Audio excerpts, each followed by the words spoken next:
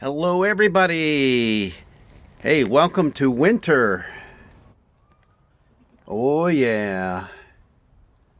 Oh, yeah. There's the ducks down there enjoying some open water. There's Gino licking up the snow. There's Berta getting ready to jump on me any minute.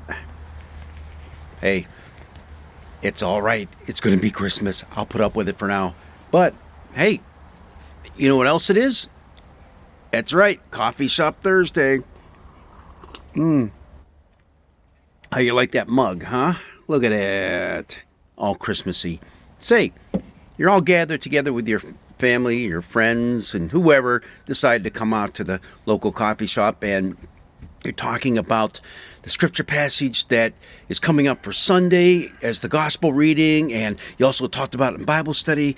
You know, John the Baptizer out there in the wilderness pointing out it's Jesus, And before he gets to that, though, he says, hey, got to get ready for him. Prepare the way of the Lord, right? The voice of one crying out in the wilderness, prepare ye the way of the Lord. And all of a sudden there's Sally over there who was at Bible study and said, it's kind of been bothering me that when I went home, I looked, my Bible didn't say that. My Bible read, the voice of one crying out, in the wilderness, prepare the way of the Lord. You see the difference there? Which one's right? Is the voice crying out in the wilderness, or is the voice saying, hey, in the wilderness, prepare the way? Which one is correct? And everybody has all eyes on the pastor, who now goes, oh, geez, do we have to go through this all again? Well, what I mean by that is, welcome to the wild and wacky world of trying to figure out what the Bible really says. Because, don't forget, we are filtering all this through not only a number of different translations to get from 2,500 years plus up to our time today, but also through several different languages as well.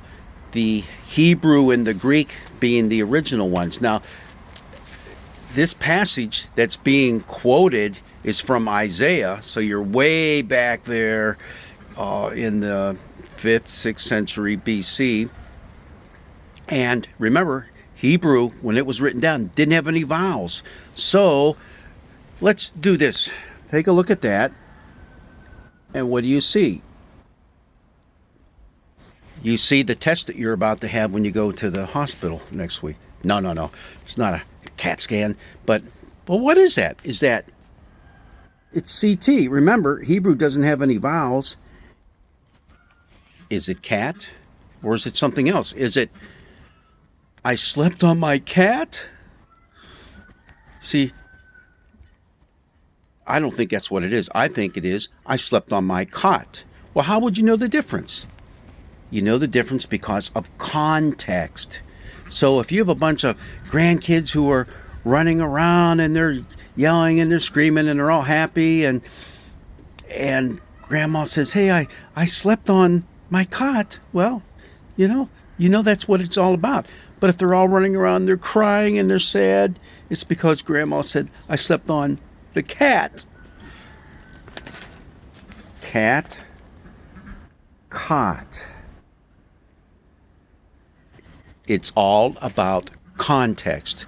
Okay, and another good example would be, now you have those same grandkids at home because mom had to go out shopping. Grandma came over to take care of them. And it's just about lunchtime, and one of them says, hey, let's eat, Grandma. Now, you have to recall, there was no punctuation marks. Now, let's change the scene a little bit. Now the scene is, it's 2 weeks into a raging blizzard. Grandma is stuck at the same house, only the kids are all kind of grown up. They're just a bunch of gnarly little teenagers now. And they're getting grumpy and they're starving. And they say, let's eat Grandma. Punctuation is everything.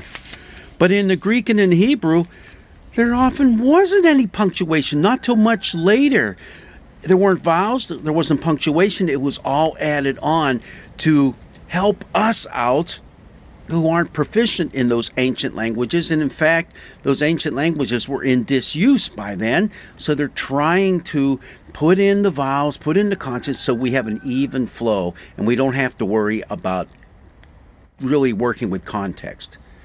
Unfortunately, we still do, because some of this came a little bit too late for us to figure out. And we have various manuscripts going back, ancient of times, that have both in them. So either have the punctuation or they don't. So what do we do? What do we do?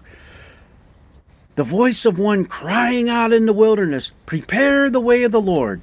If you go back to Isaiah, it pretty much looks like the voice of one crying out, in the wilderness, prepare the way of the Lord. So which one is correct when we're making this reference to Jesus?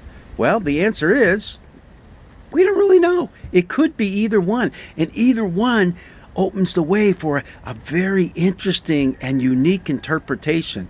Number one, it could be John the Baptizer out there. And where did he do his work? He called people out from the cities, out to the Jordan River, on the fringes of the desert area. So he's out there in the wilderness, in those barren lands, and he's calling people to a life-changing moment as he baptizes them. It also could be the fact that it's in the wilderness that we prepare for the coming of the Lord, where we make his path straight, because in Isaiah, the prophet was calling the people to traverse from Babylon back to Jerusalem. And a straight path, if you look on the map, is right through the desert region.